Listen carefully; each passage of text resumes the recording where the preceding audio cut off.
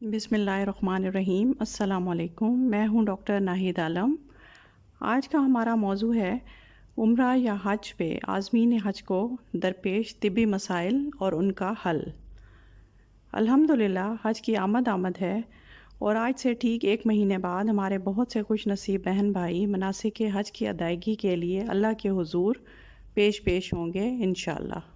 اس عظیم فریضے کی ادائیگی کے لیے بہت سے حاجیوں کی آج کل روانگیاں تیار ہیں۔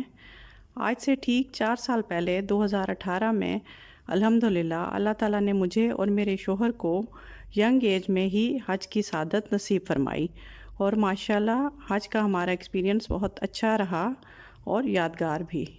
42 دن وہاں موجودگی کے دوران بطور کنسلٹنٹ ڈاکٹر میرا بہت سے طبی مسائل کا بھی گہرا مشاہدہ رہا جو کہ عازمین حج کو درپیش تھے۔ اس لیے آج مجھے ضرورت محسوس ہوئی کہ آپ کے ساتھ شیئر کیا جائے کہ وہاں کیا طبی مسائل درپیش ہو سکتے ہیں اور ان کا حل کیا ہے، تاکہ تمام عازمین حج کو پہلے سے ہی مکمل آگاہی ہو اور انہیں وہاں جا کر کسی پریشانی کا سامنا نہ کرنا پڑے۔ تو آئیے ڈسکس کرتے ہیں وہ تمام مسائل اور ان کا حل یا ان کے لیے احتیاطی تدابیر۔ نمبر 1، گلا خراب، نزلہ و زکام۔ چونکہ وہاں دنیا بھر سے لوگ جمع ہوئے ہوتے ہیں، اس لیے سب سے مین مسئلہ جو وہاں ہر کسی کو کبھی نہ کبھی ضرور پیش آتا ہے وہ ہے گلا خراب اور نزلہ و زکام۔ حالانکہ ہمیں ویکسینیشن بھی دی جاتی ہے اور سعودیہ کی ایئرپورٹ پر انفیکشن سے روکنے کے لیے دوائی بھی کھلائی جاتی ہے، مگر پھر بھی جب دنیا بھر کے مسلمانوں کا آمنا سامنا ہوتا ہے تو مختلف قسم کے جراثیم کی موجودگی کی وجہ سے نزلہ و زکام کو روکنا مشکل ہو جاتا ہے، کیونکہ اس کے جراثیم سانس لینے سے پھیلتے ہیں۔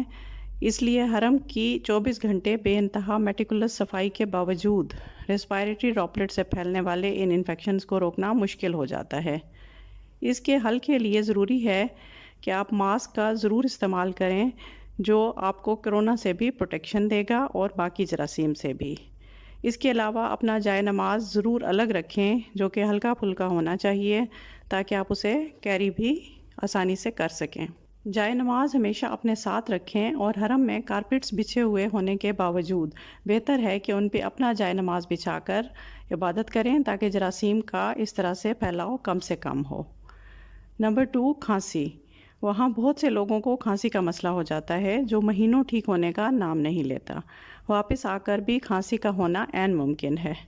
اس کی بھی مین وجہ دنیا بھر سے آئے ہوئے لوگوں کے ڈیفرنٹ انفیکشنز ہیں جو ایک دوسرے کو لگ جاتے ہیں، اور کراس انفیکشن کے یہ جراثیم اکثر دوائیوں کو بھی ریزسٹنٹ ہو جاتے ہیں اور اس لیے یہ مسئلہ بہت لمبا ہو جاتا ہے۔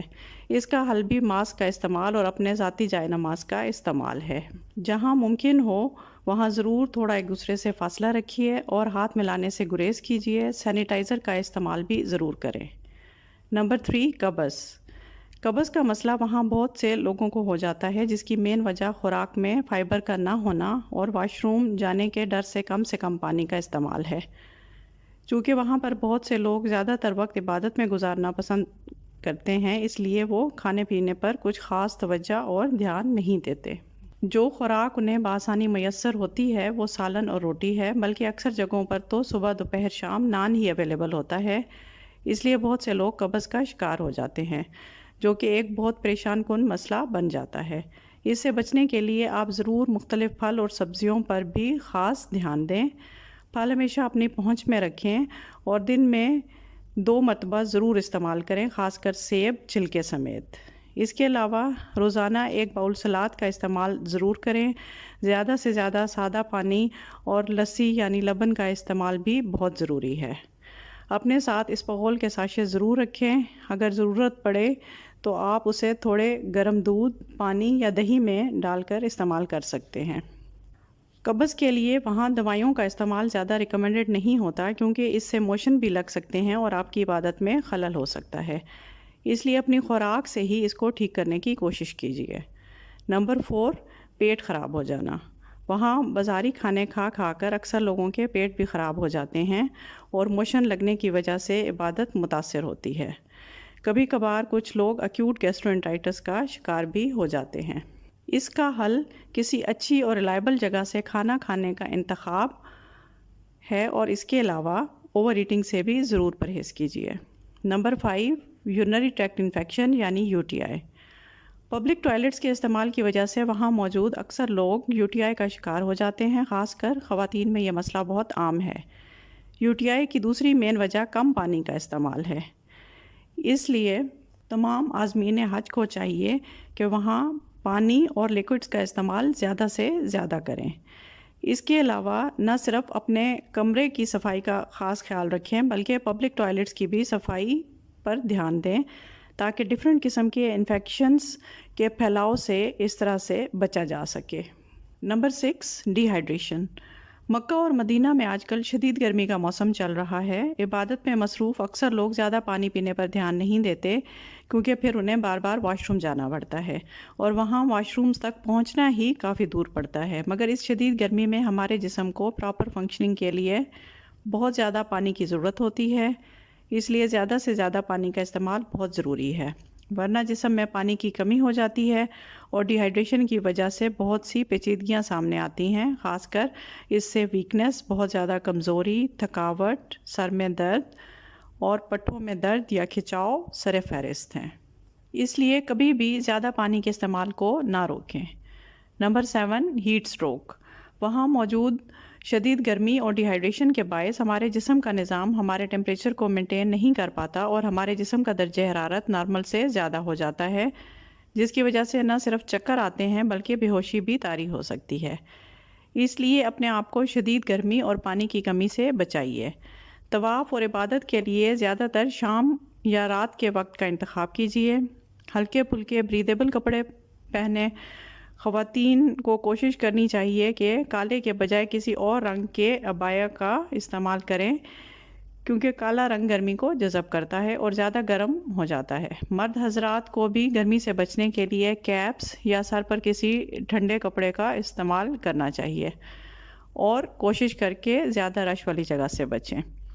نمبر 8 سفوکیشن یا بے ہوش ہو جانا۔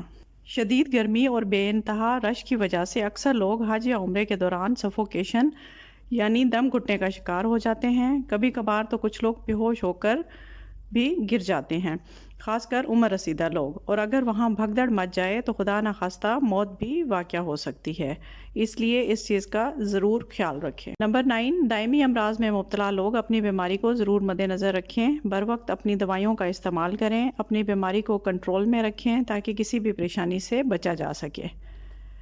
ہائی بلڈ پریشر کے لوگ باقاعدگی سے اپنی دوائی کا استعمال کریں۔ شوگر کے پیشنٹس ہائپوگلائسیمیا سے بچنے کے لیے کچھ نہ کچھ میٹھا ضرور اپنے ہمراہ رکھیں۔ مرگی کے پیشنٹس اپنی دوائیوں کا خاص خیال رکھیں اور رش سے بچیں۔ گردوں کے مرض میں مبتلا لوگ اپنے آپ کو شدید گرمی اور ڈی ہائیڈریشن سے بچائیں۔ ہارٹ پیشنٹس کو چاہیے کہ مناسب آرام کے ساتھ ساتھ خوراک میں بھی پرہیز کریں اور زیادہ رش اور گرمی سے بچیں۔ اگر اس دورانیے میں کسی کو یرقان ہوا ہو تو خوراک میں پرہیز اور مناسب آرام کرنا اس کے لیے لازم ہو جاتا ہے۔ نمبر 10 خواتین کو بلیڈنگ کے مسائل بھی درپیش ہو سکتے ہیں، اس کے لیے لازم ہے کہ وہ بتائی ہوئی دوائی صحیح ٹائم پر بتائے ہوئے طریقے سے استعمال کریں۔ اگر وہ ایسا نہیں کریں گی تو بلیڈنگ سٹارٹ ہو جائے گی، اس لیے ایک دفعہ دوائی شروع کرنے کے بعد ریگولیرٹی کے ساتھ استعمال کریں اور پاکستان واپس آ کر ہی دوائی کو روکیں۔ اس کے علاوہ Panadol, Flagyl, painkillers, antibiotics مثلاً آگمنٹن وغیرہ ضرور اپنے ہمراہ رکھیں تاکہ بوقت ضرورت فوری استعمال کر سکیں۔ امید کرتی ہوں آج کی ویڈیو آپ تمام لوگوں کے لیے مفید ثابت ہوئی ہوگی۔ مجھے بھی ضرور اپنی دعاؤں میں وہاں یاد رکھیے گا۔ اب مجھے doctor Naheed Alam's medical and gynae guide کے فورم سے اجازت دیجیے۔ اللہ نگہبان۔